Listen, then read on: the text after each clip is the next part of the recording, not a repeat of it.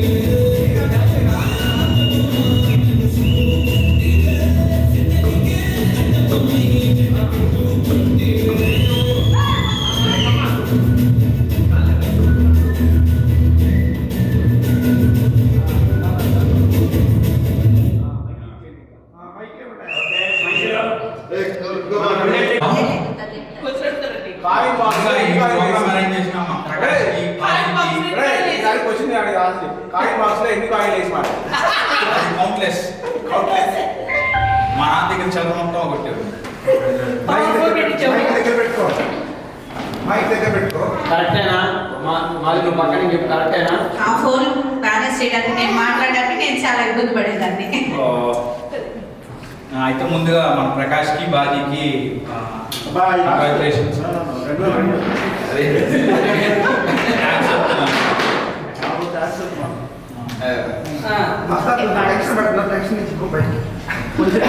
పక్కన మాది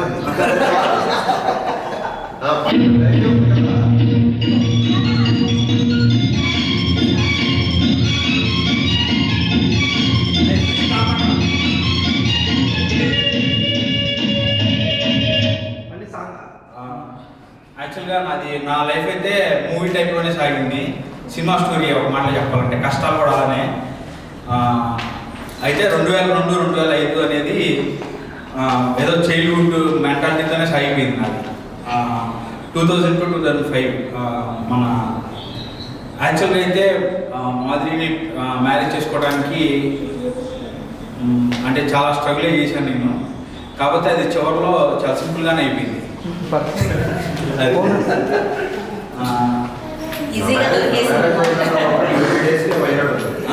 నా మ్యారేజ్ 20 days అవును. 2005లో పాస్ 2006లో పాస్ అయ్యాను నేను డిప్లొమా. అయితే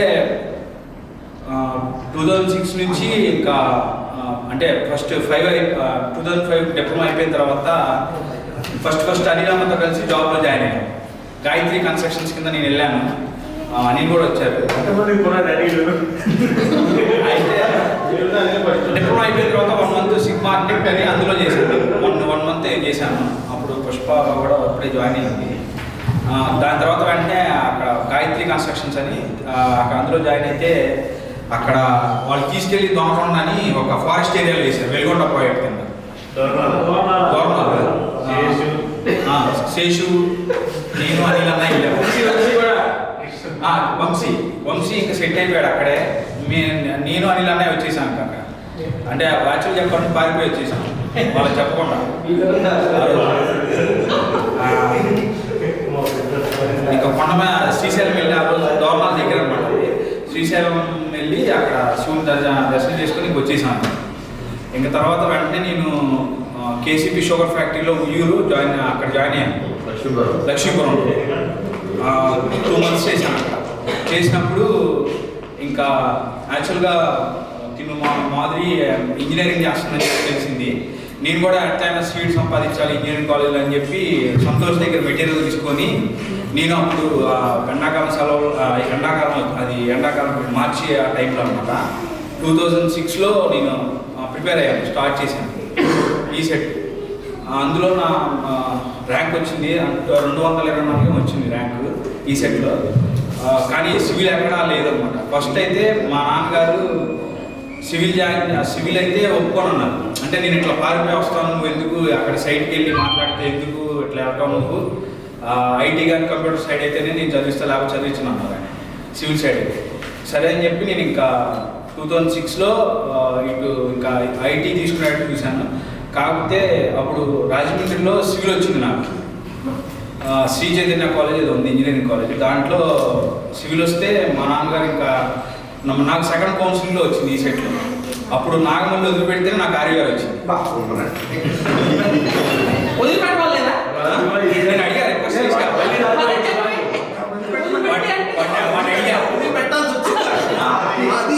అప్పుడు ఏం జరిగిందంటే, మీరు ఇతను నీ ముందున్నాడు, అతను వదిలిపెట్టినా సరే నీకు వచ్చిందో రాదు తెలియదు, కానీ అది బై లక్ అన్నారు. ప్రభాకర్ రావు గారు ఉన్నారు అప్పుడు. లక్ అంటే ఇంకప్పుడు పీడీ సార్ హైట్ ఉంటారు, పీడీ సార్ ఆయన కూడా ఉన్నారు అప్పుడు. ఆయన ఉన్నారు, సరే అబ్బా నేను చూస్తాను, మా నాన్నగారికి బాగా తెలుసు ఆయన పీడీ సార్, అయితే నేను చూస్తాను అని చెప్పి అన్నారు. లక్కీగా వాడు తీసుకోగానే వెంటనే నాదే అలాట్ అయింది ఆర్వీఆర్ఎం చేసి. ఇంకా అది టర్నింగ్ పాయింట్. ఇంకా మేబీ నేను అప్పుడు దాకా అంటే చైల్డ్హుడ్ మెంటాలిటీతో వెళ్ళాను ఆర్వీఆర్లో కూడా. వెళ్ళినప్పుడు బహుశా తిని కూడా తెలియదు మాదిరికి. నేను వెళ్ళిన తర్వాత నేను ఫస్ట్ సెమ్ అన్నీ ఫెయిల్ అయిపోయాను. అంటే దగ్గర 3 సబ్జెక్ట్స్ ఫెయిల్ అయ్యా. ఫెయిల్ అయినప్పుడు ఏం చేయాలో తెలియదు. ఇంకా ఫస్ట్ టైము 2-1లో వెళ్ళి కలిశాను మాదిరికి. కలిస్తే అంటే సబ్జెక్ట్స్ గురించి కానీ ఏం అడిగితే మొత్తం అయిపోయినాయి అని చెప్పి. నాకు 2-2లో వచ్చేసరికి బేసిక్ ఎలక్ట్రానిక్స్ అని ఒక సబ్జెక్ట్ ఉందన్నమాట. అది చాలా టఫ్. అసలు నాది ఎంటైర్ డిఫరెంట్. అంటే నేను మన సివిల్గా అసలు దీనికి సంబంధం లేకుండా ఉన్నాను. అయితే మా బేసిక్ ఎలక్ట్రానిక్స్ సబ్జెక్ట్ ఒకటి అది కోట్ల 2-1 నుంచి ఉంది. అది దీన్ని అడిగితేనే అన్ని సబ్జెక్ట్స్ అయిపోతున్నాయి అంటుంది. నేను నా ఏమో సబ్జెక్ట్స్ అవ్వట్లేదు అన్నమాట. ఇంకా ఏం చేయాలో తెలియక ఇంకా నైట్ స్టడీస్ స్టార్ట్ చేశాను ఇంకా ఓన్గానే. అంటే అప్పుడు బీటెక్ నా ఫైనాన్షియల్గా కూడా నేను వేరే ఒకటి చదవాలంటే అప్పుడు ఆర్వీఆర్లో చాలా ఫైనాన్షియల్ స్టేటస్లు కూడా ఉండేవి. వాళ్ళు ఇస్తే డబ్బులు స్పెండ్ చేస్తేనే ఫ్రెండ్షిప్ అనమాట. మనం దాని అన్నిటికీ దూరం ఉండేవాడు. ఇంకా వాడు మ్యాథ్స్లో నాయిస్లో కూడా నాకు బాగా హెల్ప్ చేసాడు. అప్పుడు 2-2లో మ్యాథ్స్కి బాగా నైట్ వచ్చి చెప్పడం అలా చేసేవాడు. ఇట్లాగా కంటిన్యూ అవుతూ ఇంకా నేను 3-1 నుంచి కంటిన్యూస్గా అన్ని పాస్ అవుతూ వచ్చాను. 4th ఇయర్ కూడా ఎనీ టైం అయిపోయింది. 2009లో అనిల్ వాళ్ళ ఫాదర్ చనిపోయారు. వాళ్ళ ఫాదర్ చనిపోయిన తర్వాత ఒక 6 monthsకి మా ఫాదర్ చనిపోయాడు.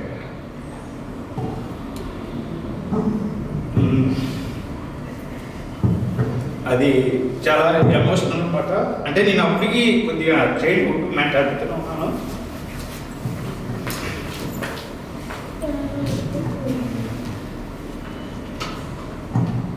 యాక్చువల్గా ఇంకా దీన్ని పెళ్లి చేసుకోలేదు అనుకున్నాను నేను. అయితే యాక్చువల్గా అప్పటికి నేను మా మాధురిని మా నాన్నగారికి చూపించేశాను.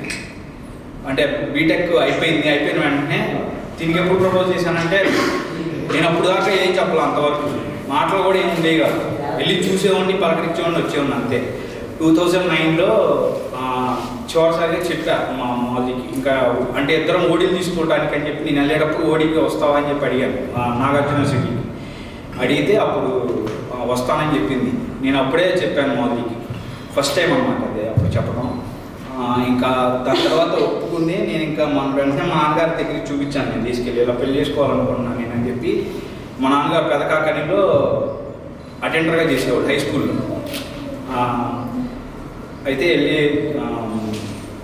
చూపించాను, ఆయన ఓకే చేశారు. ఒక 3 months తర్వాత చనిపోయారు. ఇంకా హార్ట్ స్ట్రోక్తో చనిపోయారు అనమాట. నేను అప్పటికి బెంగళూరు వెళ్ళి జాబ్ ట్రై చేశాను. అంటే అక్కడ ఉండాల్సి వస్తుంది. అప్పుడు రెసిడెంట్ పీరియడ్, అది జాబ్స్ ఏం లేవు అప్పుడు 2009లో. ఇంకా నేను అక్కడ నుండి చేయాలంటే అక్కడ అంత ఇది లేదనమాట. అంటే మా నాన్నగారు అంత పెట్టే అంత స్తోమత లేదు అప్పుడు. అప్పుడు నేను రిటర్న్ బ్యాక్ అయ్యి వచ్చేసాను. అప్పుడు నలంద కాలేజ్లో జాయిన్ అయ్యాను. అంటే మా నాన్నగారు చనిపోయిన తర్వాత జాయిన్ అయ్యాను. అప్పుడు ట్రై చేశాను కానీ నాకు ఎక్కడ జాబ్ సోర్స్ కనపడలేదు. సో తర్వాత తిని వచ్చిన తర్వాత మొత్తం మారిపోయింది అన్నమాట. ఇంకా నాది అంటే లైఫ్ స్టైల్ కానీ, తర్వాత నాకు ఎట్లయినా కలిసి రావడం కానీ ఏదైనా తను వచ్చిన తర్వాతే. బెస్ట్ పార్ట్ ఏంటంటే డిప్లొమాలో నాకు హెల్ప్ చేసింది అనిల్ అన్న. ఏదైనా సరే, ఏదైనా ఫస్ట్ ఇయర్లో వెళ్ళి మాట్లాడాలన్నా సరే, ఏదైనా సరే అనిల్ అన్నతో వెళ్ళేవాడిని, కానీ మాట్లాడేవాడు కాదు.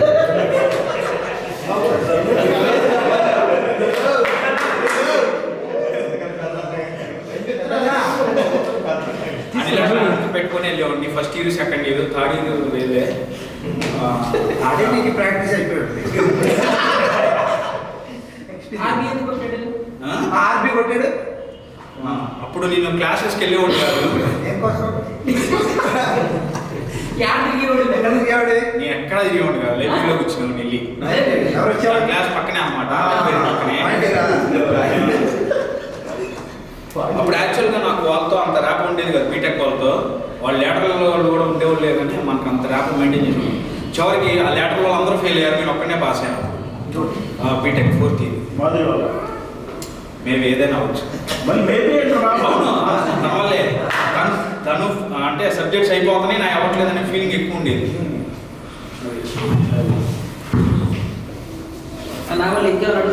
నాదేం లేదండి.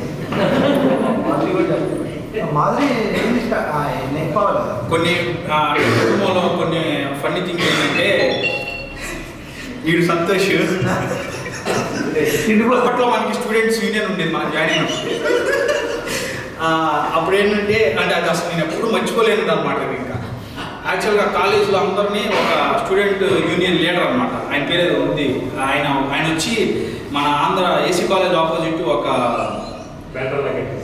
కాదు, ఏసీ కాలేజ్ ఆపోజిట్ ఒక ఫంక్షన్, ఒక హాల్ ఉంది, అంబేద్కర్ భవన్ అనేది. అక్కడ మీటింగ్ ఉంది, మీరు అందరు రావాలి అని చెప్పి అన్నారు. అంటే ఎవరు వెళ్ళట్లేదు, కదలట్లేదు అనమాట. రాకపోతే మీ మీద సీరియస్ యాక్షన్ ఉంది అన్నారు. అన్న తర్వాత మీకు భోజనాలు కూడా ఉంటాయి అన్నారు. భోజనాలు ఉంటాయి అనేసి ఇంకా ఎవరో రావట్లా. వాడు ఏం చేశాడు, నా దగ్గరికి వచ్చారు, వెళ్ళపాల భోజనాలు సాగే చెప్పట్లేదు. అరే వాళ్ళు అక్కడ వెళ్ళకపోతే వాళ్ళు మనల్ని వస్తారా, మనం ఇదవుతారని చెప్పి వాడు సైకిల్ ఎక్కించుకుని నన్ను తీసుకెళ్తే ఏరా అక్కడ చూస్తే భోజనాలు కాదు కదా, ఏమి వాళ్ళు వెళ్ళిపోండి అంటారు. ఇంకా అదొకటి మామూలుగా ఫన్నీయెస్ట్. తర్వాత సంజు క్రాంతి, వీళ్ళు చౌదరి కాంప్లెక్స్లో ఒకసారి ఏం జరిగిందంటే, అందరూ కాలేజీకి వెళ్ళిపోయారు, వీళ్ళిద్దరే అక్కడ ఉన్నారు. అక్కడ తొట్లు ఉంటాయి అన్నమాట, పెద్ద పెద్ద తొట్లు కట్టి దాంట్లో నీళ్ళు ఉండి గిరికి తెలుసు. అయితే ఆ రోజు ఏం జరిగిందంటే, ఆ తొట్లన్నీ నింపితే ఎవరు లేరని చెప్పి ఇద్దరు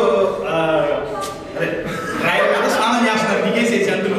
అదేంటంటే అందరికి పైన ట్యాంక్ కట్టకుండా వాళ్ళు కింద అది కట్టారు వాడుకోవడానికి. వాళ్ళిద్దరే అందులో సొంత దిగి, వాళ్ళిద్దరు ఎవరు లేరని చెప్పి వాళ్ళిద్దరూ దిగి స్నానం చేస్తుంటే నేను అప్పుడు వచ్చాను. అంటే నేను కాలేజ్ నుంచి డైరెక్ట్గా ఎందుకు గిరి కోసం వచ్చాను. నేను వచ్చేసరికి ఆ చౌదరి కాంప్లెక్స్లో వీళ్ళిద్దరు నిలబెట్టారు. ఏంట్రా ఏం జరిగింది అంటే, వాళ్ళు చెప్పలేదే పక్కన వాళ్ళు ఏంటంటే, వాళ్ళిద్దరూ అందరూ చేసే స్నానాలు చేసే దాంట్లో తొట్లో దిగి స్విమ్మింగ్ పూల్ లాగా ఆడుతున్నారు. వాళ్ళిద్దరే అనమాట స్విమ్మింగ్ పూల్ లాగా ఆడుతున్నారు అనేసరికి అతను చౌదరి అనమాట, చౌదరి కాంప్లెక్స్ ఆ ఓనర్ గారు వచ్చి వాళ్ళిద్దరు నిలబెట్టాడు అనమాట. అదేంటి నీళ్ళు అయిపోయినాయి అని చెప్పి మళ్ళీ మోటార్ వేసుకుని వీళ్ళిద్దరు స్విమ్మింగ్ చేస్తున్నారు. ఆయనకి అది కోపం వచ్చింది, నీళ్ళు అయిపోతే ఊరుకోవాలి కదా, మళ్ళీ మోటార్ వేసి మళ్ళీ నీళ్ళు వేస్ట్ చేసేది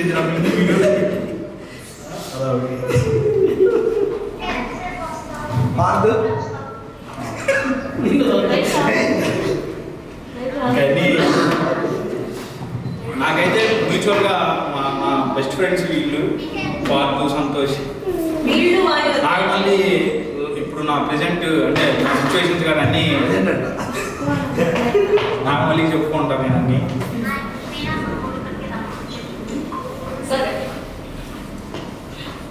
మాదిరి కూడా జాగ్రత్త మాదిరి మాట్లాడుతుంది అది మాదిరి కూడా చాలా మాట్లాడి చెప్పుకున్నట్టు నాకు వీళ్ళు వాపస్ నాకు అవకాశం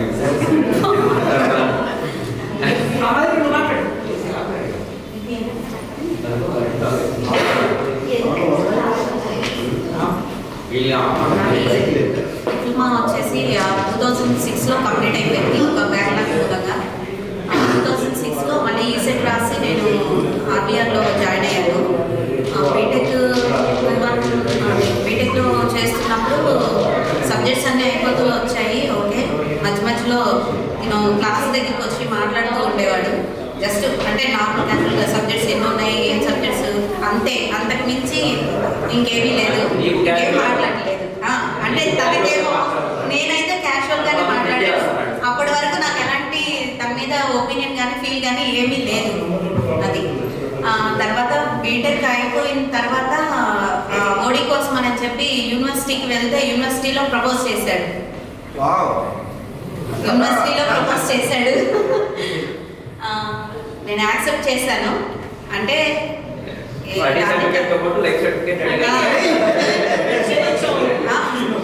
అంటే మాట్లాడుతూనే ఉన్నాడు. సడన్ గా నేను అప్పటికప్పుడు తను ప్రపోజ్ చేసిన తర్వాత కొంచెం ఇతో అంటే ఆ ఫీల్ అప్పుడు వచ్చింది, చెప్పానమాట. అయిపోయింది. నేను ఇంట్లో కూడా అప్పటికి చెప్పలేదు, పేరెంట్స్కి కానీ ఎవరికి చెప్పలేదు. తర్వాత డిప్లొమాలో ఉన్నప్పుడు మాత్రం సురేష్ నాతో ఉండేవాడు. సురేష్ డైలీ అనేవాడు, వాడు ఇష్టపడుతున్నాడు నిన్ను, నువ్వు ఏదో ఒకటి చెప్పు అని చెప్పి సురేష్ డైలీ అడిగేవాడు. నేనేమి పట్టించుకునేదాన్ని కదా అంతగా, దాన్ని చెప్పిన తర్వాత చూద్దాంలే అని నేను వదిలేసేదాన్ని, నేను అవాయిడ్ చేశాను చాలా వరకు. తర్వాత బీటెక్ అయిపోయిన తర్వాత తను ప్రపోజ్ చేసిన తర్వాత మేము నలంద కాలేజ్లో ఫ్యాకల్టీగా జాయిన్ అయ్యాము ఇద్దరం. సో అప్పుడు కలిసే చేసాము. తర్వాత వాళ్ళ ఫాదర్కి తీసుకెళ్ళి తను చూపించారు. చూపించిన తర్వాత వాళ్ళ ఫాదరు ఓకే, నాకైతే ఓకే, నాకు ఎలాంటి ప్రాబ్లం లేదు, నీ పేరెంట్స్ అందరూ మాట్లాడి అంతా ఓకే చేద్దాం, అప్పటి వరకు మాత్రం మీరు ముందు లైఫ్లో సెటిల్ అవ్వండి అని చెప్పారు. చెప్తే సరే ఓకే అని చెప్పి వచ్చాము. జాబ్ చేస్తున్నాం. జాబ్ చేయడానికి ముందు వీళ్ళ ఫాదర్ ఒక్కసారి నాతో ఫోన్లో మాట్లాడారు. మీరు ఏదో ఒక డెసిషన్ తీసుకొని జాబ్ చేయండి, స్టార్ట్ చేయండి, నువ్వు చెప్తే వాడు వింటాడు, ఏదైనా నీ చేతిలోనే ఉంది, నువ్వే చూసుకోవాలి నా తర్వాత వాడిని. ఇక ఆ వర్డ్ అనేది నా మైండ్లో పడిపోయింది.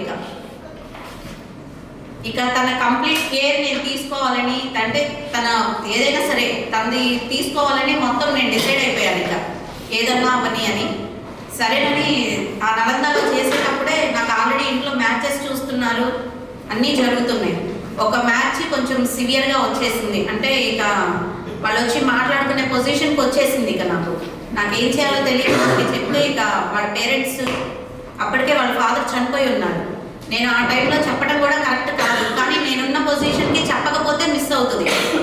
అందుకని అప్పటికి 6 months కూడా అవ్వలేదు వాళ్ళ ఫాదర్ చనిపోయి. అయితే నేను మా బాబాయ్కి పిన్నికి వెళ్ళి చెప్పాను. మా నాన్నగారి తర్వాత మా బాబాయ్ మా పిన్ని ఉన్నారు. మా నాన్నగారు నలుగురు వాళ్ళ వెళ్ళి చెప్తే మా బాబాయ్ పెద్ద బాబాయ్ చెప్తే ఆయన ఓకే అన్నారు. అంటే నేను యాక్చువల్గా నేను ఎటువంటి ఆలోచనగా తిరగడం కానీ ఇదేం లేదు నా లైఫ్లో. మనం ఒక స్టాండర్డ్గా అంటే నాకు అంటే కుటుంబ బాధ్యత తెలుసు అనే విషయం ఆలోచించు. సో వాళ్ళు ఏంటంటే చెప్పగానే యాక్సెప్ట్ చేశారు. వాళ్ళు చేసి సరేనమ్మా అని చెప్పి అన్నారు. వాళ్ళే మా బాబాయ్ వాళ్ళు పెళ్లి చేశారు. అయితే నేను సంతోష్కి థ్యాంక్స్ చెప్తున్నాను. చెప్పగానే నేను నాకు అంటే ఫస్ట్ నేను ఎక్కడున్నారా మీరు అని చెప్పి వచ్చేసాడు, దగ్గరికి వచ్చి చేశాడు. మేబీ వాడి నమ్మకాన్ని మేము బొమ్మ చేయకుండా ఇట్లా చేస్తూనే ఉన్నాము. సో థ్యాంక్స్ రా. అయితే వాళ్ళ సైడ్ మొత్తం వచ్చారు. వీళ్ళ సైడ్ మొత్తం కంప్లీట్గా ఓకే వాళ్ళకి, నేను యాక్సెప్టెడ్ అనమాట. నన్ను ఓకే చేశారు. బట్ నాకు వచ్చిన ప్రాబ్లం ఏంటంటే మా ఇంట్లో చెప్పగానే ఒకటే మాట చెప్పారు, నువ్వు అంతగా మర్చిపోలేకపోతే అతన్ని జాబ్ మానేసి అత్తమ్మ వాళ్ళు ఉంటారు బందర్లో, అక్కడ వెళ్ళిపో, నువ్వు మ్యాచ్ ఫిక్స్ అన్నీ మొత్తం అక్కడి నుంచే చేద్దాం, ఇక్కడ ఉండొద్దు నువ్వు వెళ్ళిపో అని చెప్పారు. సో అంత స్పాట్లో నెక్స్ట్ 2-3 డేస్ తర్వాత కొంచెం ఆ మ్యాచ్ సివియర్ అయ్యింది. వాళ్ళు పెళ్లి చూపులకి రావడం అలా చేస్తామని అనేసరికి ఇక తనతో చెప్తే ఆన్ ద స్పాట్ నేను మార్నింగ్ చెప్పాను, ముందు రోజు నైట్ మాట్లాడుకున్నాము, తెల్లారి ఇక సరే వచ్చేసే ఏదైతే అదైంది అని చెప్పి నిర్ణయం తీసుకున్నాం. ఇక నేను మామూలుగా డ్యూటీ కనని అదే నలంద కాలేజ్లో జాబ్ చేస్తున్నాను కదా, అలానని చెప్పి వచ్చాను. బయటకు వచ్చి ఆ రోజు నైట్ మ్యారేజ్ అనమాట, వైకుంఠపురంలో జరిగింది. సంతోష్ వచ్చాడు, నా సైడ్ ఎవరూ లేరు, కంప్లీట్ మొత్తం వాళ్ళ బాబాయిలు వాళ్ళ పిన్నులు అందరూ వాళ్ళే ఉన్నారు, నా సైడ్ అంటూ ఎవరూ లేరు. సంతోష్ ఒకటే అన్నాడు, నాకు బాగా గుర్తుందో లేదో, నేనున్నాను క్యారీ అని అన్నాడు. ఇక అంతే మాట, నీకు ఇప్పటికీ నువ్వు చేసేది కరెక్టే అని అనిపిస్తే వాడైతే మంచోడు, నీ లైఫ్ బాగుంటుంది, నువ్వు కానివ్వు అని చెప్పి సంతోష్ ఒక నన్ను నా ఏమంటారంటే నాకు సపోర్ట్గా నాకు ఒక ఫ్యామిలీ మెంబర్లా అనిపించాడు ఆ క్షణంలో. Thank you Santosh, thank you so much. And తర్వాత మ్యారేజ్ చేసుకున్నాము, ఇంట్లో వాళ్ళకి చెప్పాము, బట్ ఈ రోజుకి యాక్సెప్ట్ చేయట్లేదు.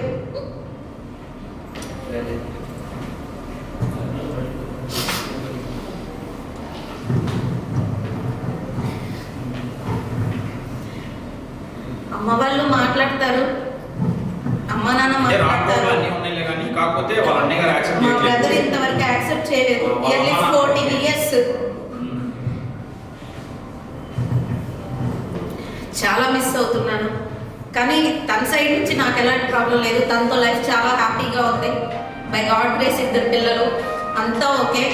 తన సైడ్ నుంచి కూడా వాళ్ళ బ్రదర్ కానీ వాళ్ళ సిస్టర్ కానీ వాళ్ళ మదర్ సైడ్ నుంచి కానీ నాకు ఎలాంటి ప్రాబ్లమ్స్ కానీ ఏమీ లేవు, అంతా ఫైన్, అంతా బాగుంది, ఫుల్ సపోర్ట్ చేస్తారు. అండ్ తర్వాత వీళ్ళ మేనమామ వీళ్ళ మేనత్తలు అయితే అసలు తనకంటే ముందు నాకే ప్రిఫరెన్స్ ఇస్తారు. వీళ్ళ ఫ్యామిలీ రిలేటివ్స్ మ్యాక్సిమం తను ఏదైనా ఫంక్షన్కి వెళ్ళినా కానీ తను రాలేదని ఎవరు అడగరు, మాధురి ఏదైనా అడుగుతారు. నాకు అంత ప్రిఫరెన్స్ ఇచ్చారు ఫ్యామిలీలో. అండ్ దానికి దేవుడు దయ అంతే. ఎప్పటికైనా మా బ్రదర్ కనీసం కన్విన్స్ అవుతాడని అనుకుంటున్నాను. ఇంకా అండ్ తర్వాత స్టడీస్కి వచ్చేస్తే ఆ బీటెక్లో నాకెవరు ఫ్రెండ్స్ లేరు. నాకు ఫ్రెండ్స్ అంటూ ఉన్నారంటే వీళ్ళ 5గురే. ఏదైనా సరే వీళ్ళ 5గురితోనే నేను ఏదైనా షేర్ చేసుకునేది. అండ్ లోకల్గా వీళ్ళిద్దరు ఉంటారు కాబట్టి భాగ్య పుష్ప కొంచెం బిజీ ఉంటుంది ఫ్యామిలీతో, భాగ్య ఆల్వేస్ ఫ్రీ అనమాట, అంటే నా విషయంలో. సో తనతో నేను ఎప్పుడూ మూవ్ అవుతూ ఉంటాను. వాడు నాన్ లోకల్ అయినా కానీ కాల్స్ అంటే డైలీ నాకు నచ్చే విషయం ఏంటంటే మేము ఎంత బిజీ ఉన్నా సరే డైలీ ఈవినింగ్ లోపు వాట్సాప్ వాయిస్ కాల్ అయినా వస్తుంది, వీడియో కాల్ అయినా వస్తుంది. మా 5గురిలో ఒకళ్ళ దగ్గర నుంచి డైలీ మాట్లాడుకోవాల్సిందే, అందరం మాట్లాడుకుంటాము. అసలు నా లైఫ్లో ఒక పార్ట్ అనమాట, వన్ ఆఫ్ ద పార్ట్ ఆ 4 ఇక అంతే. పావని దగ్గరలో లేదు, తను కొంచెం దూరంగా ఉంది అంతే. తర్వాత మా వాళ్ళందరూ కూడా పాటలే, ఇంకోటి ఏంటంటే మా వాళ్ళందరూ కూడా పాటలే, మా వాళ్ళంతా కూడా పాటలుగానే ఉంటారు, ఎవరు గుర్తుమని కూడా చెప్పండి. లేదు మేము అలా కాదు, మాకు సపరేట్ గ్రూప్ ఉంది. డిప్లొమా అయిపోయి బయటకు వచ్చిన దగ్గర నుంచి ఈ క్షణం వరకు మా గ్రూప్లో మేము డైలీ మాట్లాడుకుంటాము, డైలీ కాల్స్ వస్తాయి, కంటిన్యూస్గా ఫ్యామిలీ ఫంక్షన్స్కి అటెండ్ అవుతుంటాము. ఎవరు కలిసినా కూడా నైట్ 12 తర్వాత కూడా చాట్ చేసుకున్నాం. యాక్చువల్గా రాత్రి కూడా మాట్లాడుకున్నాం. నువ్వు రాలేదు ఆన్లైన్లోకి,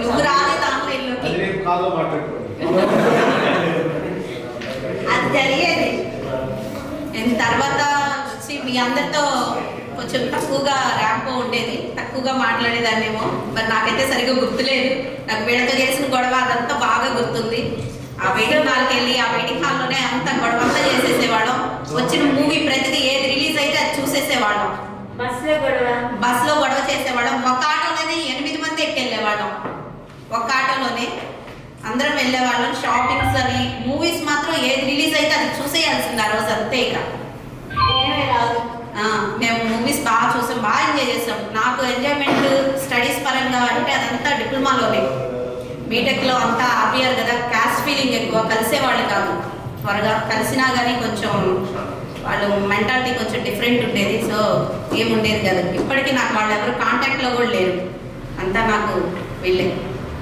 ఇంకోటి ఏంటంటే నాకు కుమార్ వాళ్ళ నాన్నగారు బాగా డిప్లొమాలో బాగా సపోర్ట్ చేసేవాళ్ళు అన్నమాట. ఆయన చెప్పేవాళ్ళు ఇక్కడ ఆపకూడదు, ఇంజనీరింగ్ అనేది చేయాల్సిందే, డిప్లొమాలో మీ డిప్లొమాతో ఎండ్ చేస్తే మీ లైఫ్ ముందుకెళ్ళదు, మీరైతే కంపల్సరీ అంటే ఆయన నేను అంటే అతను కుమారు మరి ఎలా ఉంటుంది నాకు తెలియదు, కానీ నేనైతే నాకు తెలిసి నెలలో 2 సార్లు నాకు కలిసి నాతో మాట్లాడేవాళ్ళం. మాట్లాడి చెప్పేవాళ్ళు అనమాట, నువ్వు ఇక్కడితో ఆపాకు, కంటిన్యూ చేయి. మీ నాన్నగారు అంటే యాక్చువల్గా మా నాన్నగారు అటెండర్ పోస్టు, వాళ్ళ నాన్నగారు వచ్చేసరికి ఏమో మామూలుగా సూపరింటెండెంట్ క్యాడర్లో ఉండేవాళ్ళు అప్పట్లో. ఆయనకి ఏంటంటే అంటే మా అంటే ఆ ఫీలింగ్ కాదు, ఆయన ఏంటంటే మా అటెండర్గా చేస్తున్నా సరే ఆ పిల్లోడు ఇట్లా డిప్లొమా మంచిగా చదువుతున్నాడు, వీడు ఇంకా పుష్ చేస్తే పైకి వస్తాడనే ఉద్దేశంతో నాకు కొద్దిగా బాగా చెప్పేవాడు అనమాట. కనిపించినప్పుడల్లా చెప్పేవాడు, నువ్వు ఇంజనీరింగ్ చేయి, ఇంజనీరింగ్ చేయను. మేబీ నేను అంటే నాకు ఆ థాట్ అప్పుడు లేకపోయినా సరే ఏమో ఇంజనీరింగే అంటే చేస్తే బెటర్ ఏమో అని ఫీల్ ఉండేది. నేను ఇంజనీరింగ్కి వెళ్ళడానికి కారణం కూడా మామూలుగా అయితే కొంత మా నాన్నగారు సపోర్ట్ కూడా, అంటే వాళ్ళ నాన్నగారు చెప్పిన మాట కూడా అప్పుడప్పుడు అనిపిస్తుండేను. నేను అలానే ఇంజనీరింగ్కి వెళ్ళాను. మా నాన్నగారు మొన్న రీసెంట్గా చనిపోయారు. నాకైతే అంటే చాలా బాగా అనిపించింది. ఒకసారిగా ఫేస్బుక్లో బ్రదర్ పెట్టారు, ఆ ఫోటో చూస్తే చాలా ఇబ్బందికరంగా అనిపించింది.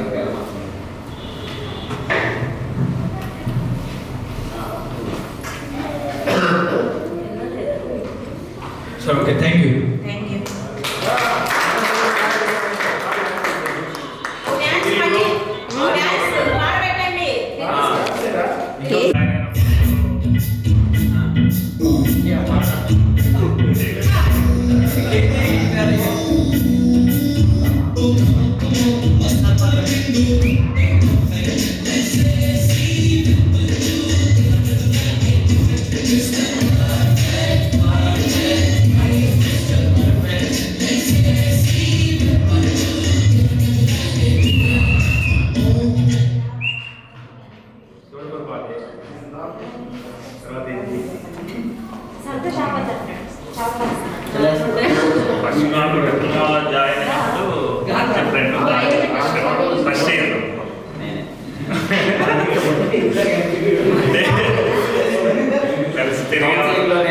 కలిసి తిరిగా అంటే డే స్కాలర్స్ కదా మేము, బస్సులో కానీ అలా వాళ్ళు తక్కువ అయ్యేవాళ్ళం. నా గురించి చెబుతున్నాడు. తర్వాత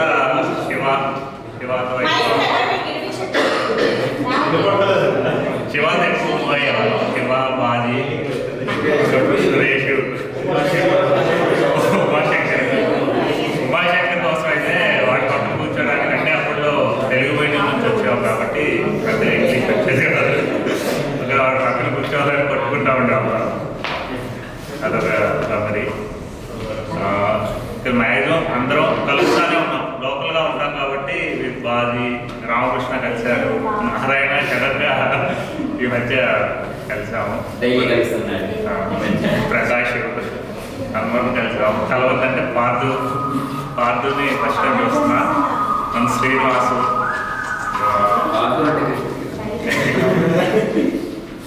నేను డిప్లొమా అయిపోయిన తర్వాత బీటెక్ ఆర్వేఎల్ఎన్జేసీలో నా క్లాస్మేట్స్ వచ్చేసి నరసింహారావు, ఉమాశంకర్ ఇద్దరు నా క్లాస్మేట్సే. అదే టైంలో వీళ్ళు సెకండ్ ఇయర్ వచ్చినట్టున్నారు, మాధురి, మస్తాన్. అలా అక్కడ 4 years అయిపోయిన తర్వాత ఎంటెక్ వెళ్ళాను. ఎంటెక్ ఎన్ఐటి వరంగల్లో. ఎన్ఐటి వరంగల్లో సంతోష్ కలిసారు. సంతోష్ ట్రాన్స్పోర్టేషన్ అండ్ స్ట్రక్చర్స్ కలిసారు. తర్వాత ఎంటెక్ తర్వాత నేను కేరళలో జాబ్ చేశాను. ఆఫ్ఘన్స్ అని చెప్పేసి కేరళ 1 year, గుజరాత్ చేసి తర్వాత సైడ్ జాబ్ మనలానే చిరాకు వచ్చి వదిలేసి వచ్చేసాము. తర్వాత నేను గ్యాప్ ఉంది. నెక్స్ట్ గవర్నమెంట్ జాబ్స్ ప్రిపేర్ అయ్యాము. దాంట్లో R&B డిపార్ట్మెంట్లో ఏడబ్ల్యూగా వచ్చింది 2013. అందరూ ఒకటే బ్యాచ్. తర్వాత అది కూడా వదిలేసి నెక్స్ట్ పాలిటెక్నిక్ లెక్చరర్గా జాబ్ వచ్చింది. దానికి ప్రిపేర్ అయ్యాను. ప్రజెంట్ అయితే ఇక్కడ ఏపీసీఆర్డీఏలో అసిస్టెంట్ ఎగ్జిక్యూటివ్ ఇంజనీర్ అమరావతి దాంట్లో చేస్తాను. ఫ్యామిలీ ఫ్యామిలీ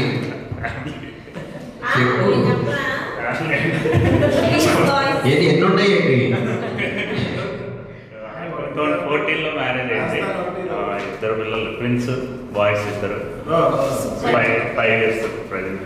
ఎందుకు ఇది ఒకటి కెమెరా చేయాలంటే పెట్టి చెబుతున్నావు? Okay, thank you. ఇంత స్వీట్ గా చెప్పాడు.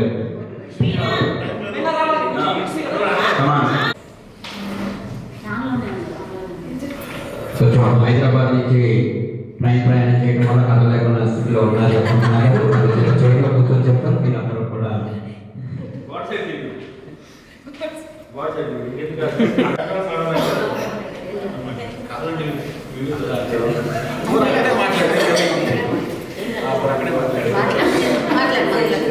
నీ పేరు చెప్పమ్మా.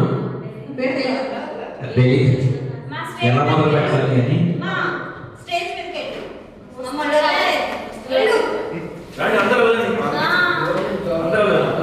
మహిళా మండలి ముందు తీసుకోండి.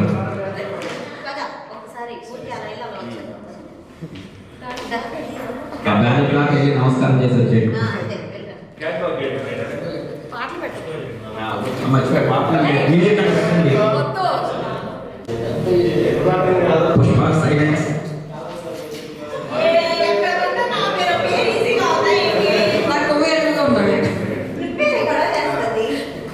మైండ్ లేకుండానే అనిపిస్తుంది నీకు.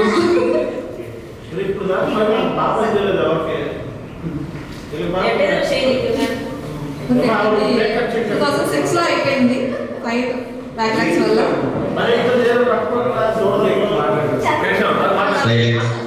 అసలే రానంటే వచ్చింది మీరు ఒక.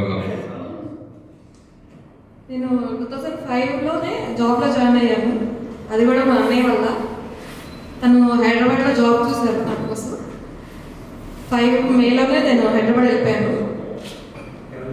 జాబ్ చేస్తూనే డిప్లొమా కంప్లీట్ చేశాను 2006లో. తర్వాత అక్కడే జాబ్ చేస్తూనే 2008లో మ్యారేజ్ అయింది.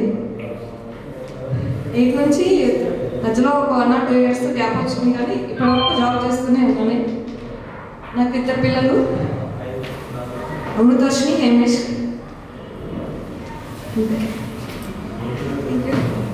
వార్తలు ముఖ్యాంశాలు ఇంతటితో సమాప్తం.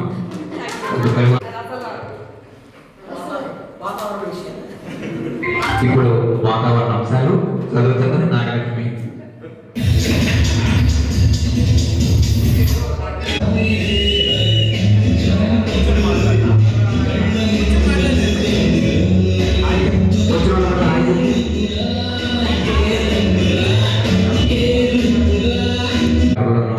వస్తే ఇబ్బంది, అందుకనే మాట్లాడుతున్నా. నాగలక్ష్మి నీ పేరు చెప్పు. అక్కడే కూర్చోమంటే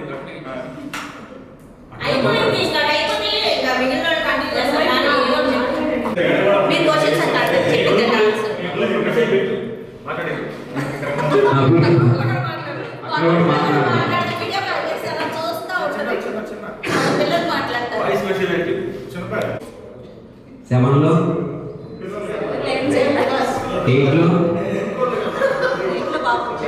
8లో బాబు పుట్టాడు.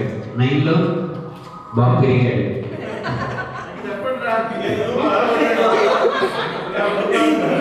బాబు పేరు, మీ ఆయన పేరు,